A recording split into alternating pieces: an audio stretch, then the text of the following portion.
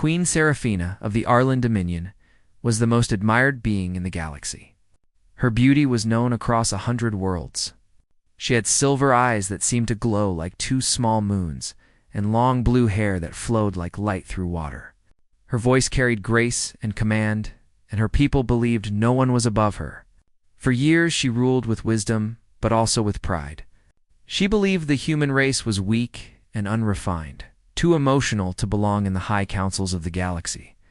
When the Galactic Council met to form new alliances, Seraphina insulted the Earth delegation. She called them children trying to play among stars. Her words angered the Council, who saw her arrogance as a threat to peace. After a long debate, the punishment they decided was shocking. The proud queen would be forced to marry a human. Seraphina stood still as the decision was read aloud.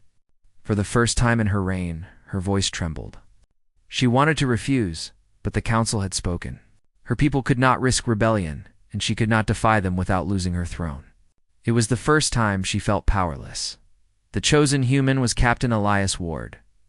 He was a decorated fleet officer from Earth, known not for his power, but for his calm, honest nature. He was tall, strong, and quiet, a man who spoke little but carried steady courage in his eyes.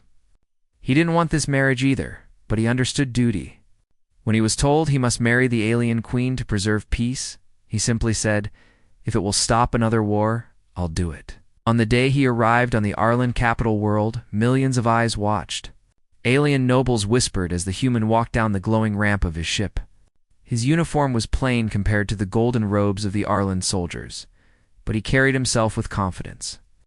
Seraphina watched from her balcony. She expected to see arrogance, but instead saw calmness. He bowed slightly to her before the ceremony, not as a servant, but as an equal greeting another soul. The wedding was a grand affair. The silver towers of the capital glowed brighter than ever. The queen wore a gown woven with light, and the human wore a simple black ceremonial suit. The priests spoke ancient words in 2 languages, one for humans, one for Arlen. The queen did not smile once. She looked like a statue carved from ice. When the ceremony ended, the crowd cheered, but her heart was heavy. That night, the queen sat alone in her royal chamber. The human was given a guest suite nearby.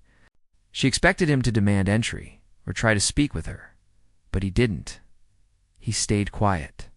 From her window, she saw him standing on the terrace, looking up at the twin moons of her world. He seemed lost in thought, not pride.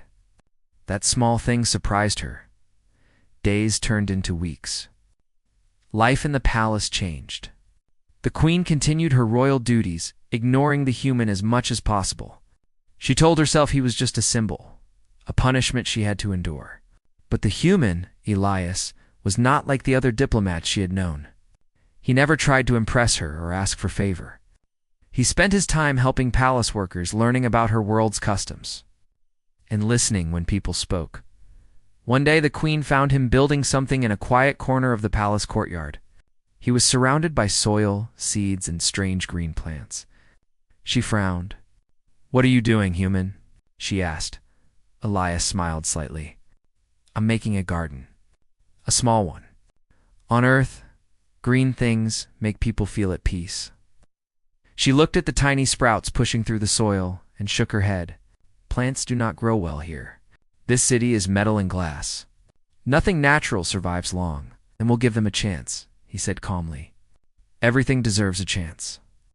For days, she ignored the strange human in his little garden. But one evening, she found herself walking toward it. The plants had begun to grow, small but alive. Elias was sitting on the ground, dirt on his hands, humming a quiet tune. She didn't recognize the song, but it sounded sad and peaceful at the same time. "Why do you do this?" she asked. He looked up. "Because it reminds me of home. And because sometimes peace begins with something simple." She stared at him for a moment, then walked away. But something in her chest felt different, a small warmth she couldn't explain. As the days passed, she noticed the human more often. He never raised his voice, never demanded attention, and never spoke rudely even when the nobles mocked him behind his back. Once, during a dinner gathering, an Arlen general laughed and called him the Queen's pet from Earth. Seraphina expected Elias to respond angrily, but he only smiled and said, "If peace is the price, I'll be any pet the galaxy needs." The hall went silent. Even she didn't know how to react. Later that night, she found him again in the garden. "Why do you not fight back?" she asked. Elias shrugged lightly. "Because I'm not here to prove I'm better than them. I'm here to learn what kind of world you protect." Her voice softened. "You think I protect this world?" "Yes," he said simply. "Even when they punish you, you still stand tall." That's what a real leader does. No one had ever spoken to her like that before. Most people praised her beauty or power. This human saw something else, something human inside her that she had forgotten existed. Weeks turned into months. The garden flourished, filling the courtyard with soft green leaves and tiny white flowers. The palace workers began to visit it on their breaks, drawn by its peace. Even the Queen's advisors noticed that she smiled more often. But one night, a violent storm swept across the planet. Lightning crashed, power grids failed, and the palace went dark. The Queen hurried through the halls, her guards scattered. In the chaos, she found Elias kneeling near the generator room, helping injured workers. His uniform was torn, his hands bleeding slightly from the effort, but he stayed calm, giving orders to protect others. When she approached, he looked up and smiled faintly. "You're safe, Your Majesty?" "I am," she said softly, watching him wrap a bandage around a young aide's arm. The next morning, when the storm cleared, she visited the garden again. Several plants had been damaged by the wind, but Elias was already replanting them. She kneeled beside him for the first time, helping without speaking. Their hands worked side by side in the soil. "You don't have to help," he said quietly. "I want to," she answered. For a moment neither spoke. Only the soft sound of soil and wind filled the air. The Queen looked at him, noticing how his eyes reflected the sunlight, clear and honest, like water after rain. For the first time, she saw beauty in something that wasn't made of jewels or power. From that day, things began to change slowly. The Queen no longer avoided him. They shared meals in silence at first, then with short conversations. She asked him about Earth, the oceans, the trees, the blue sky. He told her stories about rain and snow, about laughter around campfires, and about humans who dreamed of stars. She listened like a child hearing tales for the first time. He asked her about her world, and she spoke of the great crystal towers, the shimmering seas, and the ancient songs of her ancestors. Together they found something rare, peace and understanding. One afternoon, as they walked through the garden, she asked softly, "Do humans ever regret being simple?" He smiled. "Sometimes, but we also think that simple things are what make life real. A sunrise, a friend's voice, a flower, these are things we fight to protect." The Queen was silent for a moment. "On my world, people fight for power." "Maybe," Elias said, "but power fades. Kindness lasts." That night, Seraphina stood by her window, watching the stars. For the first time in her long reign, she didn't feel lonely. She thought about the human, how he had no crown, no subjects, no desire to rule. Yet his presence brought calm to everyone around him. She wondered if the council had meant to punish her, or if fate had decided to teach her. Something deeper, days turned into weeks again. Slowly, her palace staff began to respect the human. The nobles still whispered, but they could see the change in their queen. She was still proud, still strong, but now there was gentleness in her words. She laughed more, and her voice no longer carried coldness. One evening, she walked into the garden to find Elias asleep on a bench, his jacket folded under his head. She smiled quietly and covered him with a blanket. For a long moment, she just stood there, watching the man who had become more than a punishment. She didn't yet understand what she felt, but it was real and calm, like the roots of a tree taking hold in new soil. When dawn came, she whispered to herself, "Perhaps punishment can sometimes bring truth." And in the gentle glow of the morning, the garden continued to bloom, just like something new within the heart of a once proud queen. Months passed, and life inside the royal palace began to change in quiet ways. The once cold and distant queen was now seen walking through the gardens every morning, her silver eyes softer than before. The garden that Elias had planted had grown. Beautifully tall green leaves, small flowers, and even a tree that bent slightly in the wind. It had become the most peaceful place on the entire planet. Every sunrise, Queen Seraphina and Captain Elias would walk together through it. Sometimes they spoke, sometimes they stayed silent, simply listening to the sound of leaves moving in the soft breeze. The world outside their small garden was still full of politics, pride and suspicion, but inside that green space, everything felt simple. Two beings from different worlds finding understanding. The palace servants often watched from afar. They whispered among themselves, saying the queen smiled more than she ever had before. Some called it strange, others called it beautiful. For the first time in centuries, the proud queen of the Arlen Dominion looked truly alive. Elias never spoke of love. He didn't try to win her heart or claim her attention. He simply respected her, and in that quiet respect, something strong grew. Seraphina often caught herself thinking about him during council meetings or while reading reports. She wondered what he was doing, whether the garden needed care, or if he was watching the stars again like he always did at night. One evening, Seraphina stood on her balcony, looking over the city. The night lights shimmered like tiny jewels below. Elias walked up behind her quietly, carrying 2 cups of a warm drink made from a sweet Arlen fruit. "Couldn't sleep?" he asked softly. She turned slightly, surprised. "No. The council meets tomorrow. They are planning to review our alliance with Earth." He nodded. "Do they still think this marriage is only a punishment?" "They do," she said. "And some of them want to end it." Elias didn't respond right away. He just looked out over the city with her. "That's what they want. I'll accept it," he said finally. "But I hope they understand that Earth doesn't see this as a punishment. They see it as a chance to be better." Seraphina looked at him quietly. His words were simple, but they touched something deep inside her. For so long, she had thought of this marriage as shame, but this man, humble and human, had turned it into peace. The next day, the council meeting was held in the Great Chamber of Light. Hundreds of alien nobles and diplomats filled the hall. Seraphina walked in wearing her crown, her blue hair flowing behind her like a river of light.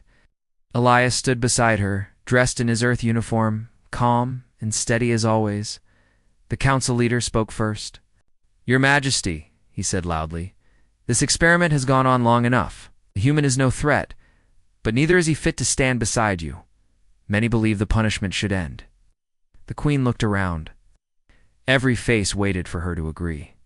For a moment, the room was silent, except for the faint hum of power crystals in the walls. Then Seraphina stood tall. "When you ordered me to marry a human," she began, "I believed you wanted to humiliate me. You thought I would break, that my pride would fall. But something else happened. You forced me to live beside someone who reminded me what strength truly is." The hall stirred. Whispers filled the air. The queen raised her voice slightly, calm but firm.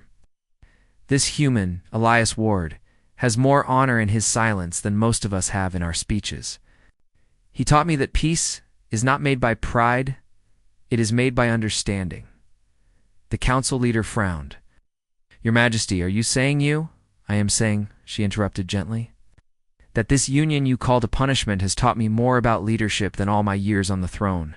You wished to humble me. Instead, you helped me see what greatness looks like." The entire chamber went still. Elias lowered his eyes, not sure what to say.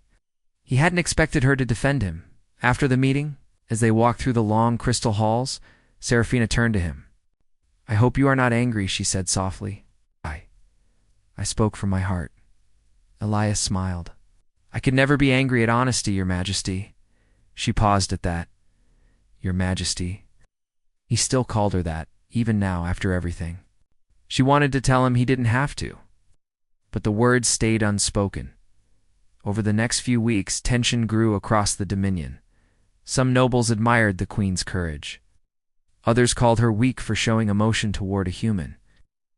Council session. An elder noble stood and shouted that Earth would ruin their traditions. "The humans bring softness," he cried. "They infect our strength with their feelings." Elias, standing near the wall, didn't move. He simply looked at the noble and said quietly, "Maybe feelings are not weakness. Maybe they're what keep us from destroying each other." The hall fell silent. The noble had no reply. Seraphine's lips curved into a small smile. That night, she found Elias again in the garden. The air was cool, and the leaves glowed faintly under the moonlight. "You should not speak that way in council," she said gently. "They will not like it." He looked at her calmly. "Maybe, but truth shouldn't depend on who likes it." She looked at him for a long moment. "You speak so simply, but your words cut deeper than you know." He smiled faintly. "Simple words are easier to remember." She sat beside him on the stone bench. For a moment, they just listened to the sound of night insects among the leaves. "Elias," she said quietly, "if the council ends this marriage, what will you do?" He thought for a moment. I'll return to Earth," he said. "But I'll never forget what I learned here." "And what did you learn?" she asked. He looked at her and smiled softly.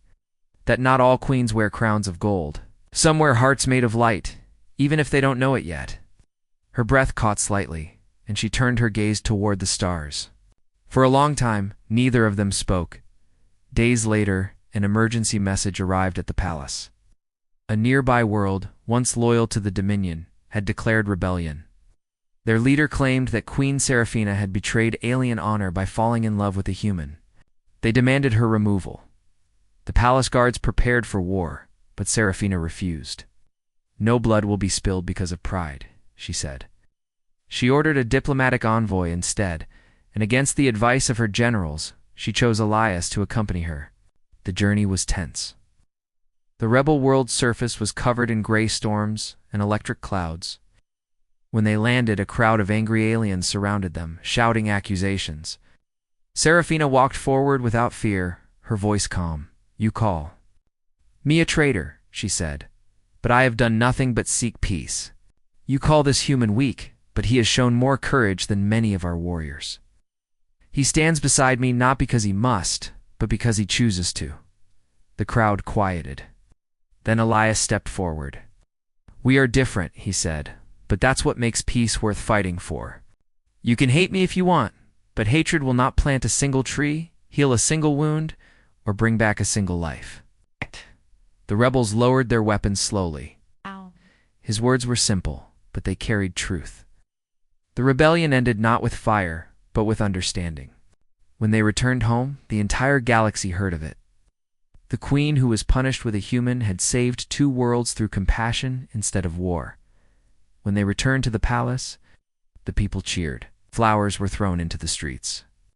The queen stood on her balcony, looking at Elias beside her. For the first time, she didn't see him as just a symbol or an Earth captain. She saw him as the man who had changed everything. That evening, under the light of 2 moons, Seraphina walked with him through the garden once more. The flowers had grown tall, glowing softly. She stopped near the small tree that they had planted together months ago. "Elias," she said quietly, "when they forced me to marry you, I thought it was the end of my honor. But now I see it was the beginning of something far greater." He looked at her with a gentle smile. "Then maybe the council's punishment worked," he said softly. She laughed lightly, her eyes shining. Maybe it did. For a while, they just stood there. The wind carried the scent of flowers. Somewhere in the distance, music played. Soft, warm, human music, in time. History remembered them not as a queen and a prisoner of politics, but as the 2 souls who proved that compassion could cross galaxies. The Arlen Dominion and Earth became close allies. Science, art, and culture flowed freely between them. The garden where it all began became a place of learning and peace. Travelers came from distant stars to see it. They said the garden glowed brighter than any jewel, and that if you listened closely, you could still hear 2 voices, one strong and royal, the other calm and human, talking softly under the leaves. Years later, Queen Seraphina stood before a crowd at a peace ceremony. Her hair was streaked with silver now, but her eyes still shone with life. Elias stood beside her, still quiet, Still humble, she looked at the people gathered before her and said, "Once I believed strength was found in power. Now I know it lives in kindness." A single human heart changed an empire, not by force, but by patience. The crowd cheered. But as they walked away together, Elia simply said, "You changed me too." She smiled, and perhaps we were both punished to be better. He laughed softly. If this was punishment, I'd face it again. Under the twin moons, they stood together, a queen and a human, proof that understanding could grow anywhere. Even between worlds once divided by pride,